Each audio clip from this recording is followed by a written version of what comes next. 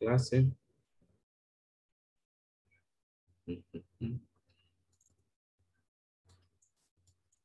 Ok, iniciamos platicamos un poquito sobre la ley de los gases ideales. Ok. ¿Qué es un gas ideal? Comentábamos.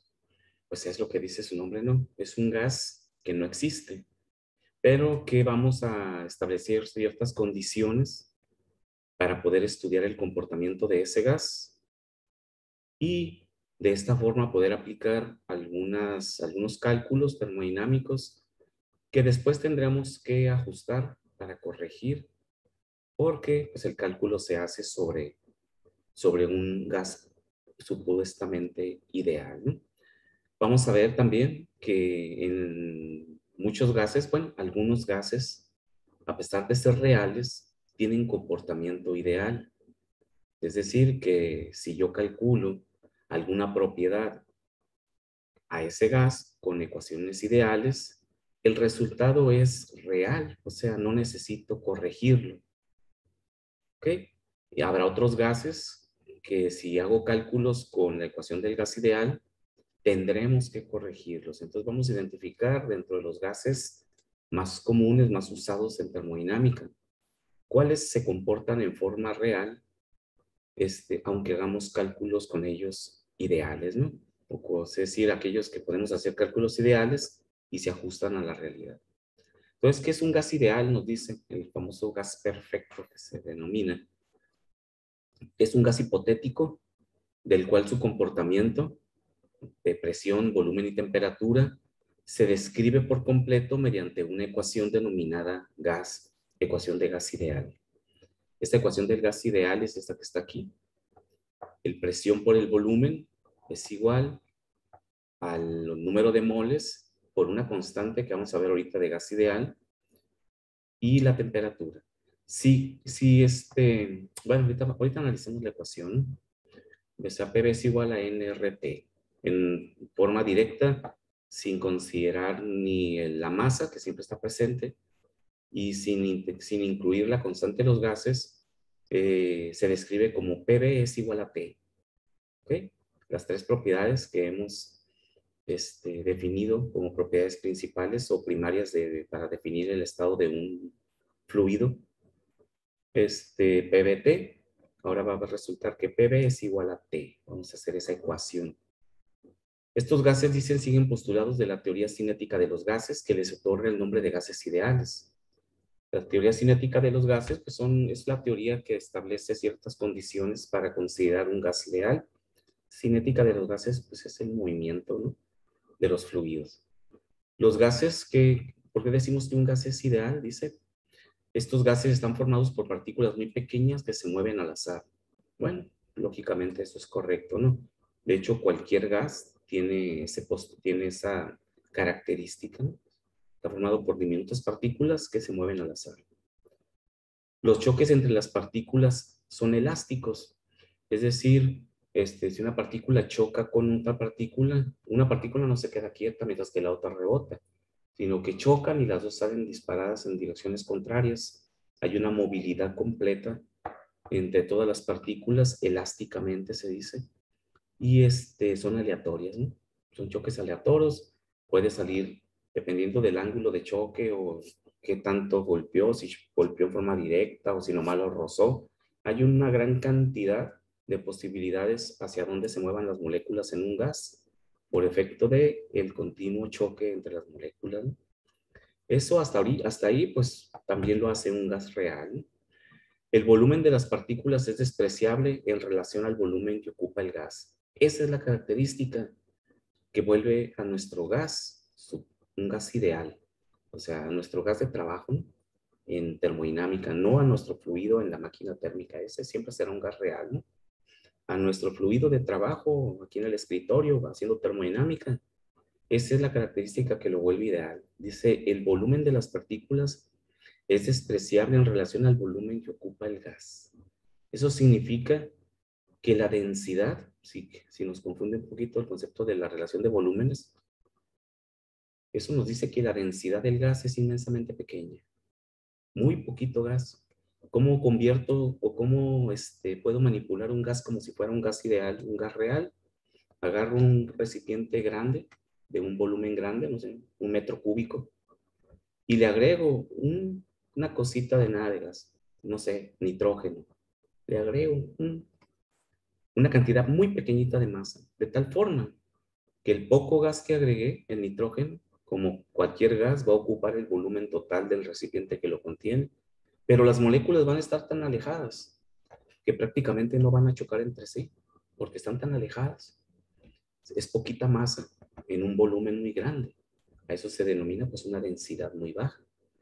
Esa característica elimina los choques intermoleculares, la energía que se cinética y el intercambio de calor que hay entre las moléculas cuando están chocando mucho entre sí, ese incremento de presión que hay, se reduce enormemente porque agregamos un poquito gas en un volumen muy grande.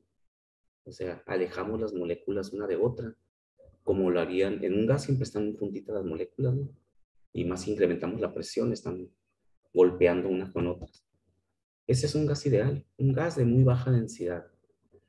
¿No existen fuerzas de atracción o repulsión entre las partículas? Pues claro, si las moléculas están tan alejadas dentro de mi recipiente, pues no existe ninguna interrelación entre las dos moléculas. Si estuvieran más cerquitas, hubiera fuerzas entre ellas que ya no me permiten hacer cálculos directamente con una ecuación tan simple como la ecuación del gas ideal, ¿no? La energía cinética promedio de las partículas es directamente proporcional a la temperatura absoluta.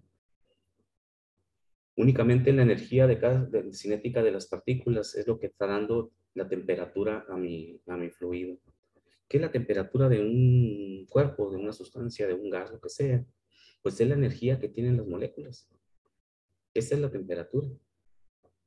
Si evitamos que haya choques entre ellas, si evitamos que haya fuerzas entre ellas, pues únicamente la temperatura que vamos a medir ahí va a ser la temperatura de la propia energía cinética que tiene esa molécula de estarse moviendo solita, ¿sí? Sus electrones que están girando y nada más. Entonces quiere decir que hay temperaturas muy bajas, ¿no? Y se miden en temperaturas absolutas, en grados Kelvin, bueno, unidades Kelvin o unidades Rankine. Pero chequen que el efecto de que no haya fuerzas entre ellas, de que su temperatura se mantenga baja únicamente por el hecho de la temperatura que tenga cada molécula en sí, que es lo que se va a interpretar como temperatura, se debe a la baja densidad. Únicamente es, ¿sí? Poner poquito gas en un volumen muy grande. Sabemos que en los procesos reales no vamos a poner un poquito de gas en un volumen muy grande. Al contrario, vamos a meter un montón de gas en un volumen más pequeño. ¿Por qué? Porque mientras más masa tenga de ese gas, va a adquirir más energía, va a poder almacenar más calor y va a poder generar más trabajo. Un gas ideal, pues, está muy alejado de la realidad, ¿no? Estos son los gases ideales, ¿no? Y esta es su relación. PV es igual a P. Incluimos la masa, porque siempre está en función de la masa las propiedades, ¿no? Y la R, que ahorita vamos a explicar qué es la R, ¿no? ¿De dónde viene la expresión PV es igual a P? Pues sí, ya vimos, en termodinámica hemos estado hablando desde un principio que podemos definir el estado termodinámico de una sustancia a través de tres propiedades primarias fundamentales, que son la presión, el volumen y la temperatura, que siempre están presentes en una sustancia. No podemos decir que una sustancia, el agua, por ejemplo, únicamente tenga temperatura y presión. No, pues tiene que ocupar un volumen, ¿verdad? O no podemos decir que solamente tiene volumen y temperatura. No, porque siempre tiene que tener una presión, porque es un fluido que ejerce una fuerza interna y también hay una fuerza externa que lo está comprimiendo, entonces la presión está siempre presente. Son tres propiedades que coexisten juntas dentro de nuestro sistema de tres dimensiones espaciales, ¿no? Así es la naturaleza. Entonces, pues hubo científicos que se dedicaron a estudiar estas tres propiedades en un fluido, ¿sí? Y alguno de ellos, comentábamos ayer, mantuvo la temperatura constante, este, como Boyle, y movió las otras dos, vio cómo se comportaban las otras dos cuando la temperatura estaba constante y sacó sus conclusiones, ¿no? De eso estableció una ecuación. Después entre P y B, ¿no? Porque T se mantiene constante. Después vino Gay-Lussac y con los volúmenes y mantuvo el volumen constante y movió la presión y la temperatura en sus experimentos y vio cómo se comportaban estas dos propiedades cuando el volumen era constante. Y luego vino Dalton con la presión, ¿verdad? Y jugó con las presiones y mantuvo. Y fueron tres científicos que no fueron contemporáneos, ¿no? De hecho, hay muchos años de diferencia entre uno y otro. El avance de la termodinámica en el estudio de los gases fue muy lento en este periodo histórico, porque pasaron muchos años. Uno de ellos incluso se brincó hasta el otro, hacia el otro siglo, ¿sabes? Entonces, pero hicieron sus estudios y definieron una ecuación para cuando la temperatura era constante, otra ecuación para cuando la temperatura el volumen era constante y así. Pero estaban separados. Entonces, ¿qué pasó? Que se unieron los tres estudios de estas tres personas que hicieron sus estudios de las propiedades termodinámicas, cada uno una propiedad específica, y las juntaron porque se dieron cuenta de que son completamente correspondientes y se integraron en una sola ecuación, que es la ecuación de los gases ideales, que expresa, ignoremos esta NR, después vemos cómo lo introdujeron ahí. Llegaron a la conclusión de que PB es igual a T dentro de las ecuaciones que definieron ellos. Y eso es el comportamiento normal de estas tres propiedades. Vamos a, vamos a ir manteniendo una constante, ¿no? Si mantengo constante el volumen, es decir, lo voy a ignorar porque está constante, y observo las otras dos, la presión es igual a la temperatura. Nos queda esa expresión, ignorando el volumen porque es constante. Eso significa cuando en una ecuación matemática algo es igual a algo, significa que son directamente proporcionales.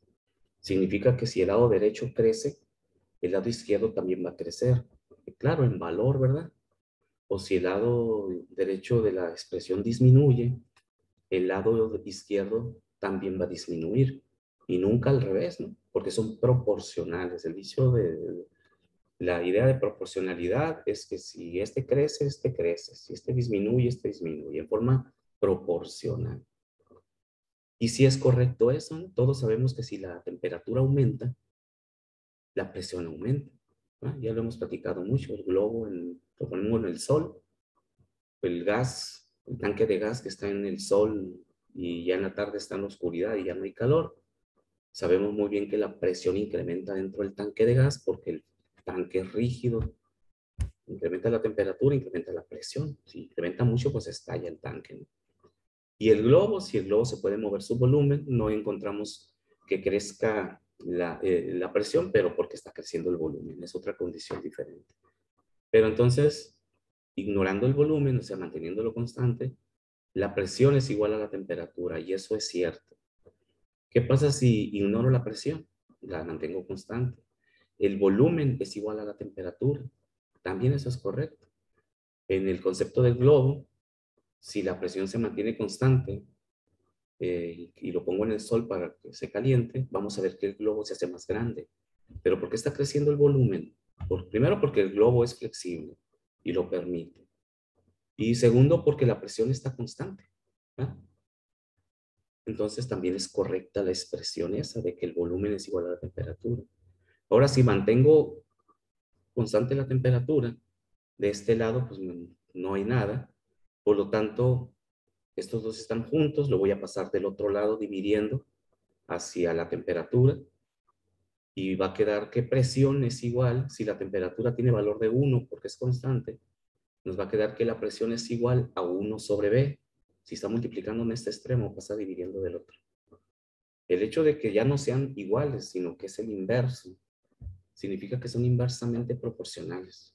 Ahí no podemos decir que la presión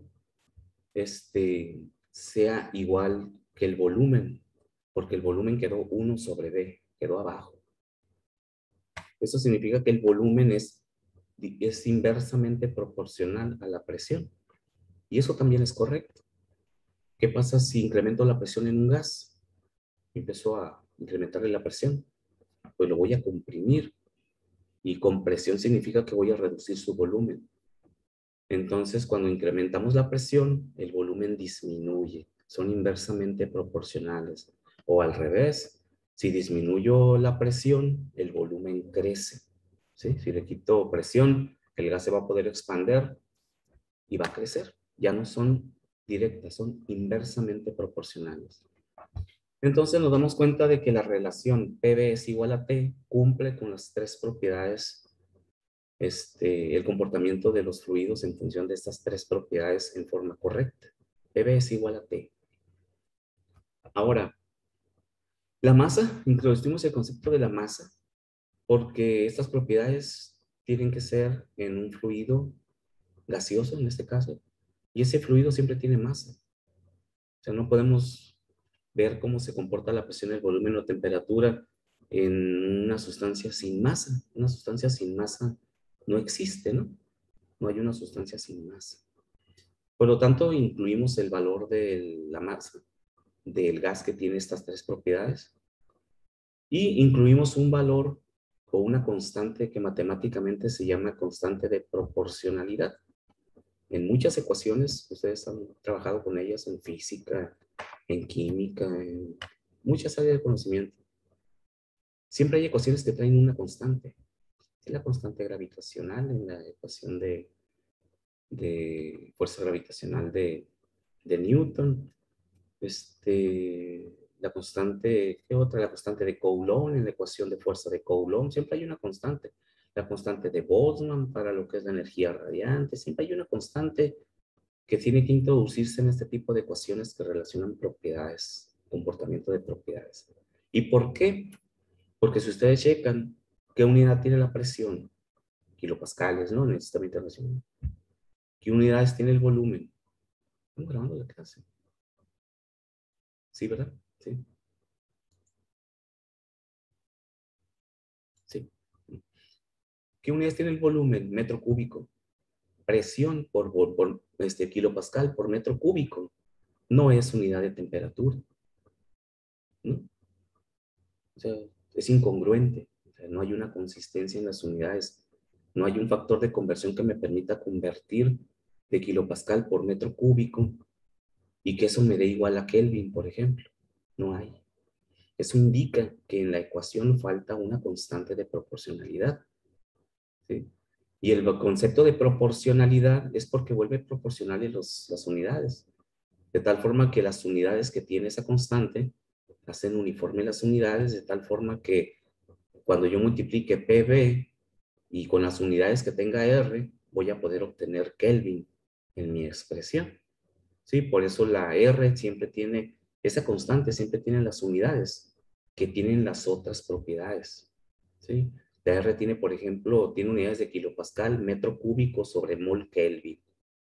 Tiene muchas unidades diferentes porque es una sola constante, pero la puedo expresar con muchas unidades diferentes. Pero siempre tiene la unidad de la presión, tiene la unidad del volumen, tiene la unidad de la masa y tiene la unidad de la temperatura.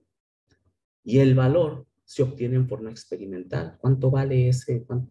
¿Qué valor tiene esa constante? Pues se determina a través de muchos experimentos con gráficas de correlación entre todos los gases.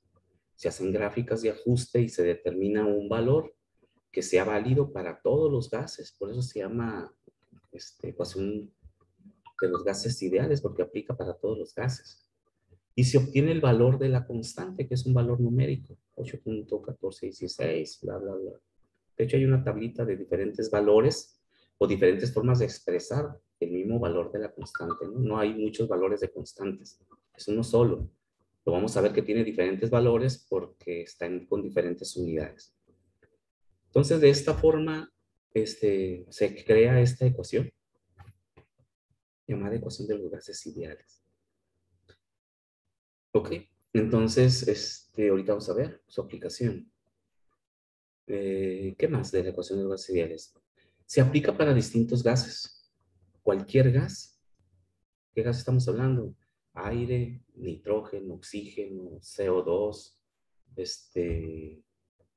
los gases nobles, argón, xenón, todos esos gases, el vapor de agua, ¿sí? el hidrógeno. Para cualquier gas se puede aplicar la ley de los gases ideales y la expresión de la ley de Watt. ¿Para qué? Pues para calcular su presión, cuando conozco su volumen y su temperatura. Para calcular su temperatura, si conozco la presión y el volumen, voy a poder calcularlo de forma directa. Aquí ya voy a calcular propiedades, no voy a ver en una tabla buscar la propiedad, ¿sí? Porque no son procesos de cambio de fases y eso, sino que es calcular qué temperatura tiene un gas cuando ocupa una presión y un volumen determinado, ¿sí? Y cualquier gas, ¿no? Cualquier gas. Ahora, hay sustancias que se comportan como gases ideales, aunque sean gases reales. Estas sustancias suelen ser moléculas pequeñas, como dice ahí, ¿verdad? Gases formados por partículas muy pequeñas, porque hay moléculas gaseosas muy grandes, muy pesadas. Cuando las moléculas son pequeñitas, y tienen puntos críticos bajos, vamos a ver, ¿cuál es ese punto crítico? ¿Se acuerdan la campana que decíamos? Aquí está el área de líquido y si voy poniendo muchas gráficas de presión, llego hasta un punto máximo donde ya no puedo seguir poniendo presiones y hago mi campanita y pongo un puntito arriba, recuerdan que quedó por ahí, dijimos, después vamos a platicar de ese punto crítico, que es el punto en el cual el volumen del líquido es igual al volumen del gas. ¿Sí? Ya no hay área de mezcla, se juntó. El punto de saturación se unió al punto de saturación del líquido, se unió al punto de saturación del gas. Entonces ya no tenemos volumen. ¿Ese punto a quién corresponde? ¿Al volumen del gas o al volumen del líquido? Son iguales, lo cual no nos suena muy lógico, pero es que las condiciones ahí son muy especiales. Entonces, los gases que tienen bajos puntos críticos, es decir, que sus campanas son chatitas, no son altas, son bajitas, chaparritas. Esos gases que tienen puntos críticos bajos se comportan como gases ideales, aunque sean gases reales. Uno de ellos es, por ejemplo, el aire. El oxígeno y el nitrógeno son gases, moléculas pequeñas, que tienen puntos críticos bajos. Entonces, el aire es una mezcla de gases, oxígeno y nitrógeno.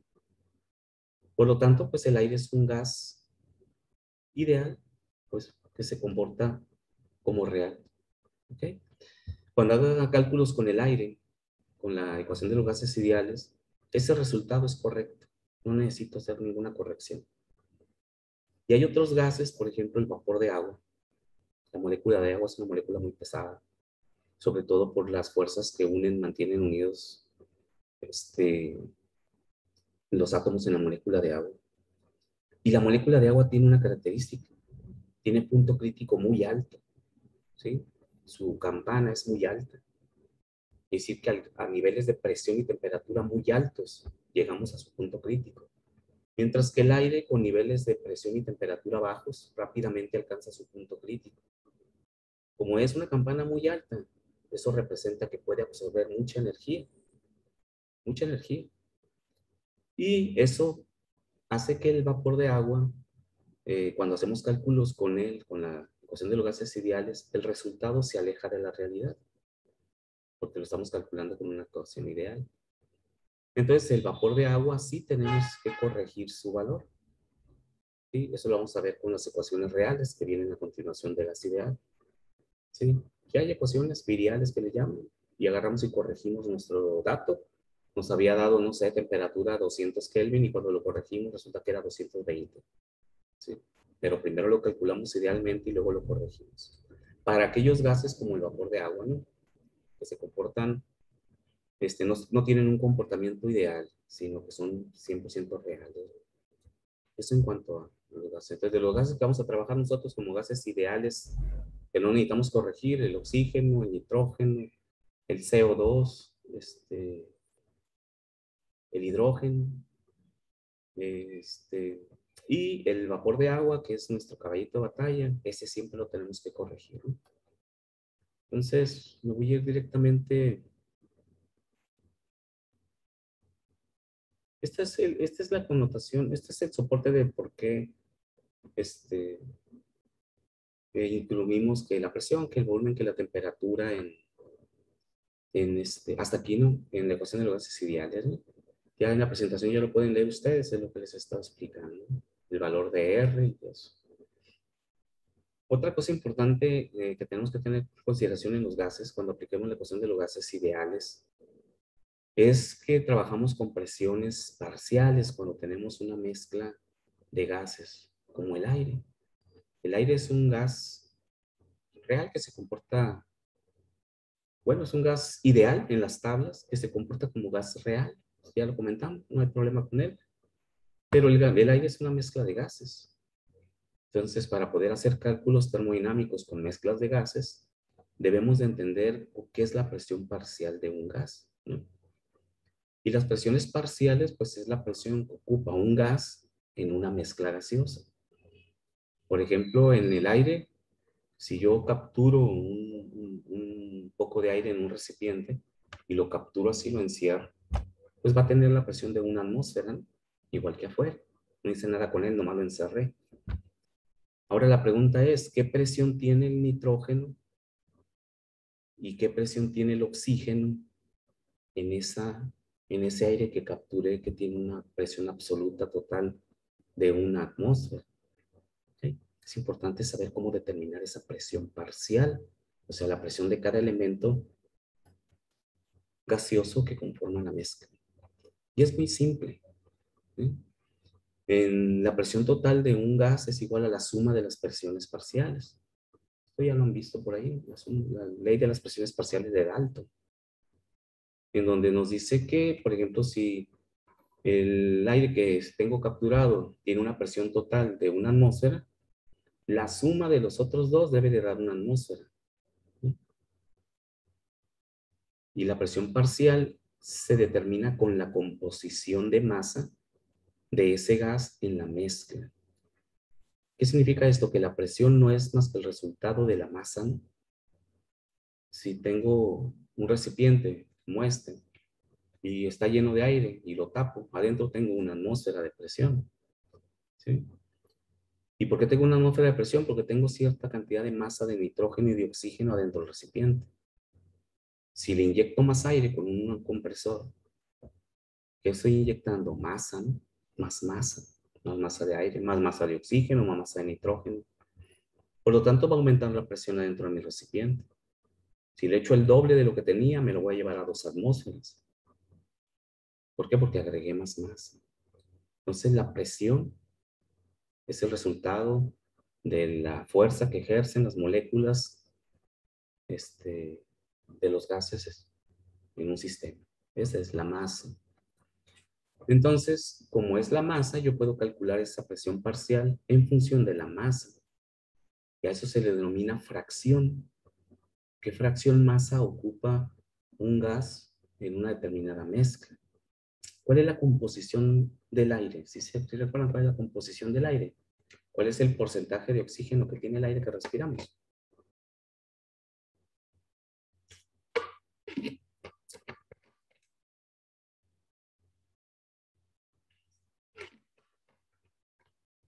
¿No saben cuál es la composición del aire que respiran todos los días? ¿No lo recuerdan? No me acuerdo, profe, no le voy a mentir. Era mayormente oxígeno y nitrógeno. No me acuerdo los porcentajes. ¿Qué porcentaje de oxígeno?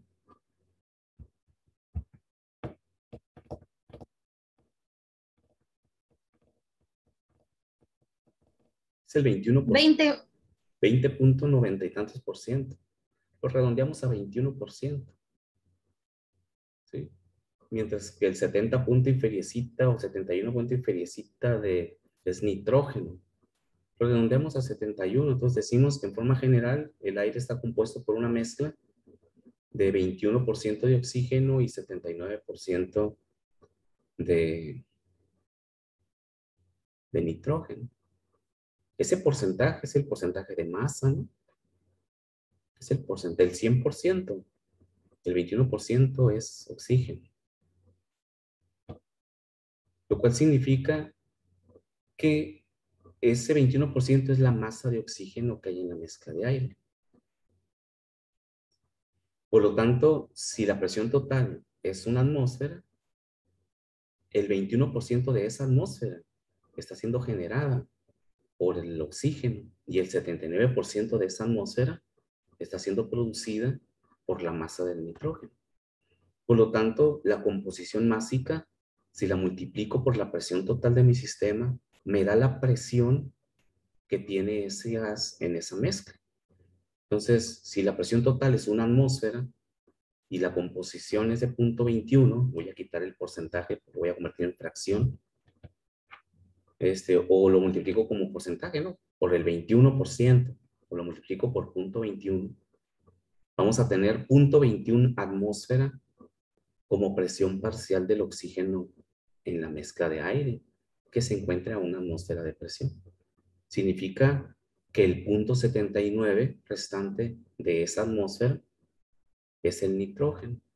Es muy simple calcular la presión parcial de un gas en una mezcla gaseosa, ¿sí? Como lo establece la ley de las presiones parciales, creo que aquí está adelantito. No.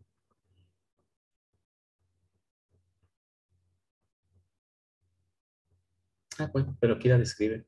Pensé que iba a estar así como la expresión PT es igual a la sumatoria de PI, ¿no?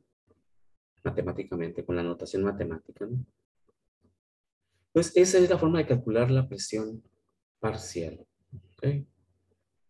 Entonces, para que no se les olvide, porque lo vamos a usar bastante. En algunos problemas nos dice la presión parcial del gas fulano de tal, y debemos saber de qué se trata, ¿no? Calcule la presión total en el sistema a partir de las presiones parciales, ¿no?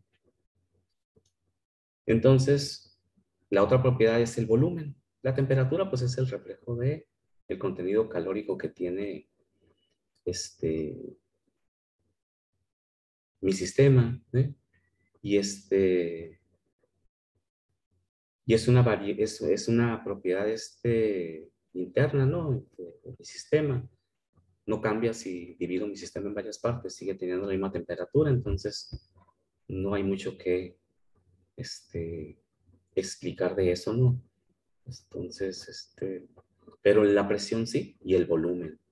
Igual que la presión, el volumen de una mezcla gaseosa es la suma de los volúmenes de cada gas que componga esa mezcla. El volumen total es la suma, aquí sí está la expresión, ¿no? Es la suma de cada uno de los volúmenes. Significa que si yo tengo 1 metro cúbico, volviendo al ejemplo del gas, encerré 1 metro cúbico de aire, ya vimos cuál es la presión de cada uno de los gases. El volumen también es directamente proporcional como la presión. Como el volumen total es 1 metro cúbico y hay 0.21% de oxígeno y ese 0.21% está ejerciendo un cierto volumen, significa que el volumen de ese metro cúbico, el 21% es oxígeno y el 79% de ese volumen es nitrógeno, ¿sí? Es completamente directo, ¿no? Tanto como la presión como el volumen. Y aquí también podemos calcular el volumen parcial.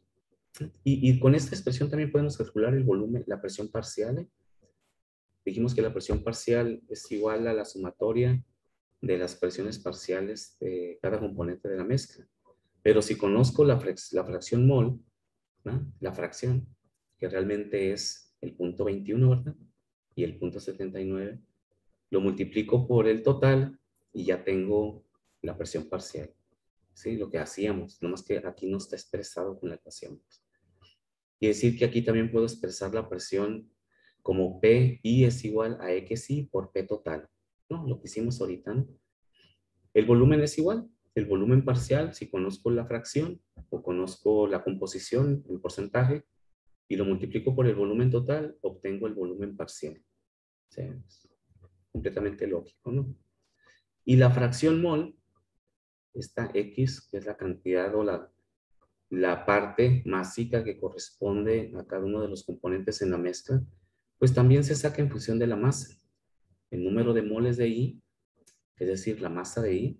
Hay fracción masa, fracción mol y fracción peso, ¿eh? Si fuera fracción peso, estos fueran M, ¿no? Kilogramos, entre el kilogramo total. Es una fracción, es una composición. Una fracción siempre es un porcentaje, siempre es una composición. ¿Sí? Observen que es un porcentaje.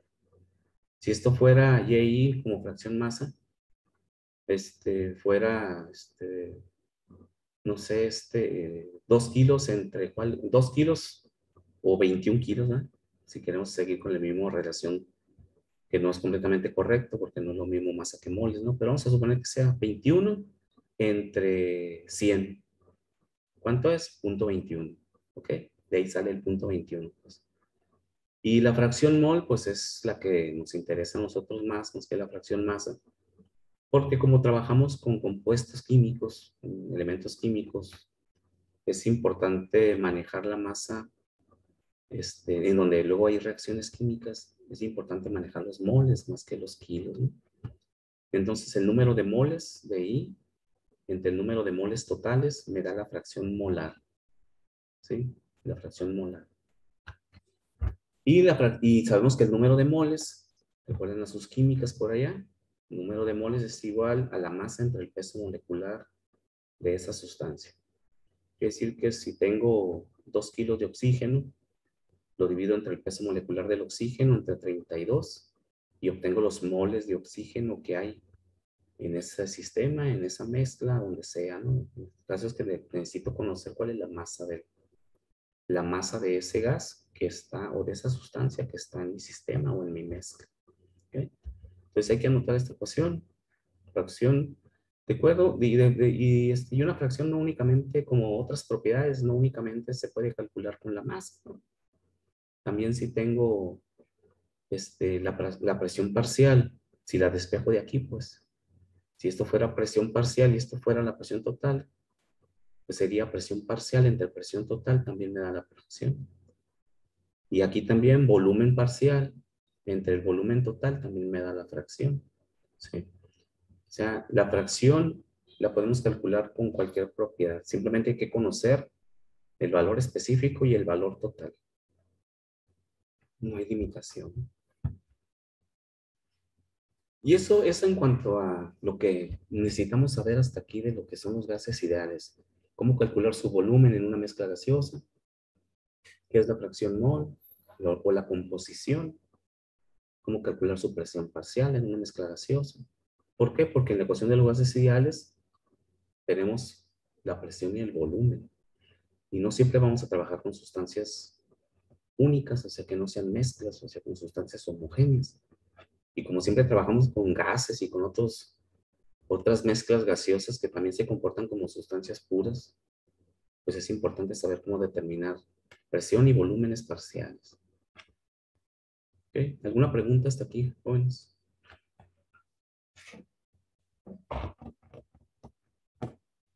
¿No? Muy Creo bien. que no. Vamos a analizar este ejemplo desde el punto de vista, aquí ya nos dice cuál es la temperatura, ya es la aplicación de la ecuación de gas ideal. Si observamos, no lo podemos resolver con la herramienta que tenemos de las tablas termodinámicas. Esas son herramientas que tenemos de cómo determinar la condición de un fluido a partir de sus propiedades de saturación ¿sí? Y sus tablas termodinámicas. Esa es una herramienta que aprendimos a manejar y la vamos a usar mucho, ¿no? Pero este problemita, observen que está descrito de otra forma, ¿no? Dice la presión manométrica de un neumático, es ¿no? Tiene un valor o se mide como 210 kilopascales antes de un viaje y 220 kilopascales después del viaje, en una ubicación donde la presión atmosférica es de 95 kilopascales. Suponiendo que el volumen del neumático permanece constante y la temperatura del aire antes del viaje es de 25 grados centígrados, determine la temperatura del aire en el neumático después del viaje. ¿Okay? Entonces, ¿qué pasa aquí? Es un carro que va a viajar. Una familia va a salir de viaje, ¿no? Una persona. Y le mide la presión y la temperatura antes de viajar. Y tiene una presión de 210 kilopascales y tiene una temperatura de 25 grados centígrados. De hecho, aquí está en el diagrama, ¿no? Al inicio del viaje. Después de que ya viajó, fue a donde iba a ir, mide nuevamente la presión. y se da cuenta que la presión aumentó a 220 kilopascales. Entonces quiere que calculemos el cambio de temperatura. ¿Qué temperatura tiene?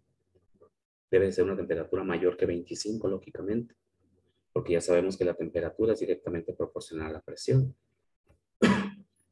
Quiere que determinemos esa temperatura final. Dentro de mi sistema, ¿qué propiedades es constante? Pues el volumen del neumático. Y lo vamos a suponer, porque realmente un neumático no es de acero, no es completamente rígido. Esto lo podemos observar si viajamos y vemos el neumático está caliente, lo vemos como que está más lleno de aire, no se ve muy aplastado el fondo. Y al otro día, ya cuando nos levantamos en la mañana y el carro está frío, vemos que está la llanta un poquito punchada. No, no perdió aire, lo que pasa es que se enfrió y el neumático no es completamente rígido, entonces sí se hincha un poquito y se desinflama. Pero aquí pues vamos a suponer, dice suponga, que el volumen del neumático permanece constante, ¿no? Y vamos a calcular esa temperatura, ¿sí? ¿Qué tenemos siempre que tengamos un problema de gases y donde estén involucradas presión, volumen, temperatura? La herramienta única que tenemos para resolver es la ecuación de los gases ideales, ¿sí?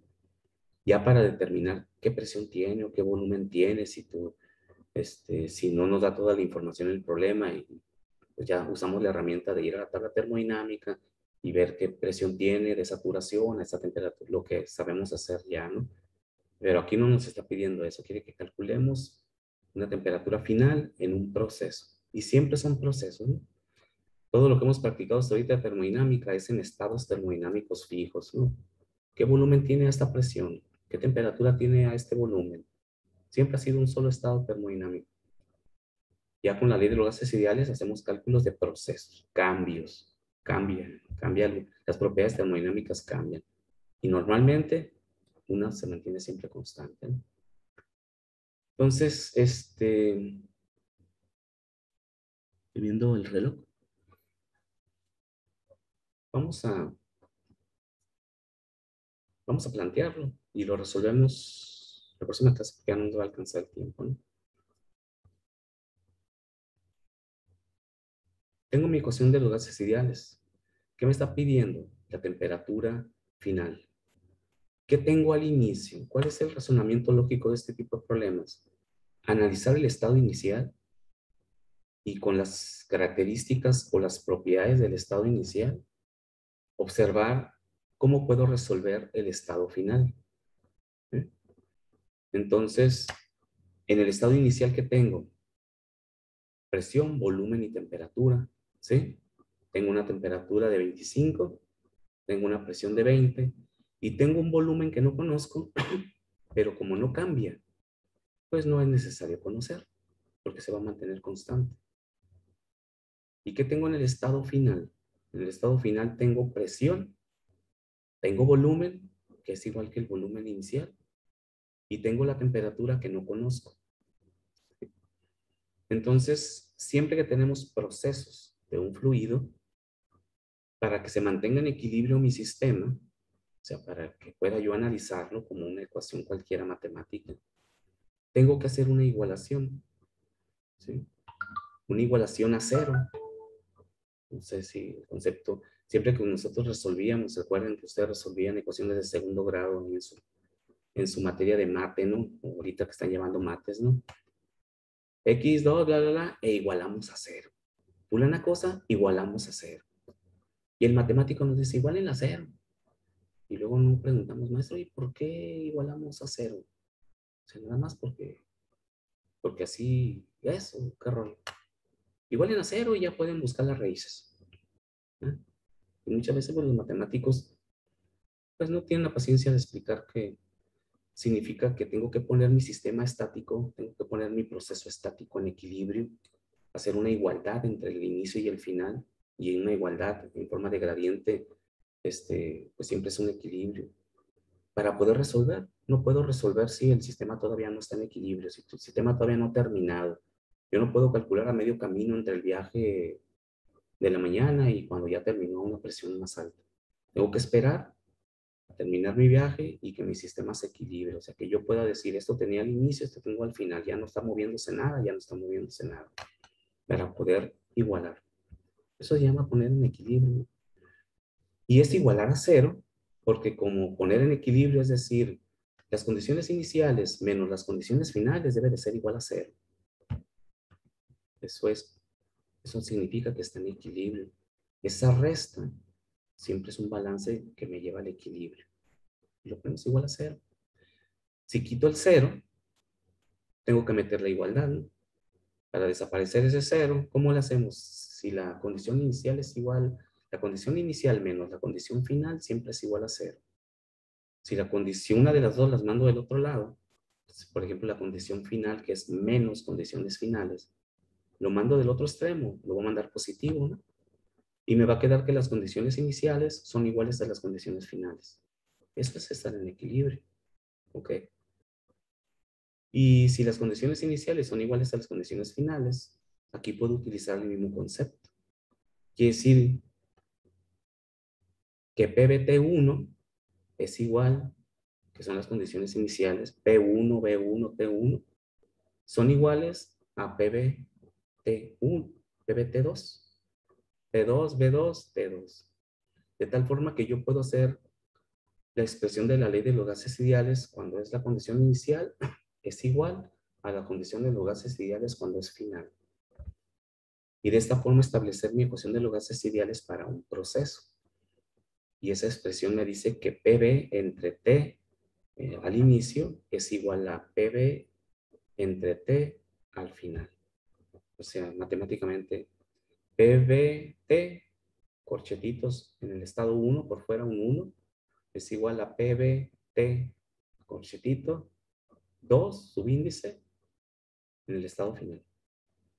Y siempre es así por eso, porque analizo mi sistema comparando las condiciones iniciales con las condiciones finales, siempre. Y de ahí ya podemos despejar la variable que nos interese conocer, que en este caso es la temperatura. Temperatura. Entonces nos va a quedar que la temperatura es igual a las condiciones iniciales y que multiplican a, bueno, va a quedar PB, P2, B2 entre P1, B1, T1. Y ya ahí hacemos la regla de la tortilla para acomodar las variables. Los volúmenes se van a cancelar porque va a quedar el volumen 2 entre volumen 1 y se cancelan. No lo conocemos. La misma ecuación nos dice que no es innecesario conocerlo porque se van a cancelar en el proceso.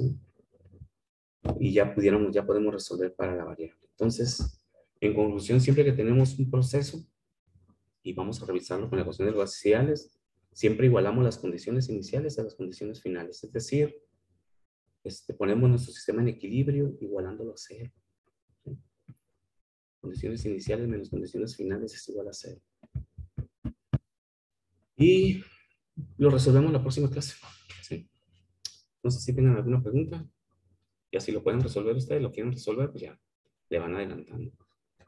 Ahí me dicen cuánto les da los cálculos. Bien, jóvenes, nos vemos la próxima semana. Sí, nos vemos la próxima semana. Cuídense, hasta luego. Bye, Adiós, profe, profe, bonito gracias. fin. Igualmente, Bye. igualmente, Adiós, cuídense. profe, gracias. De nada, hasta luego.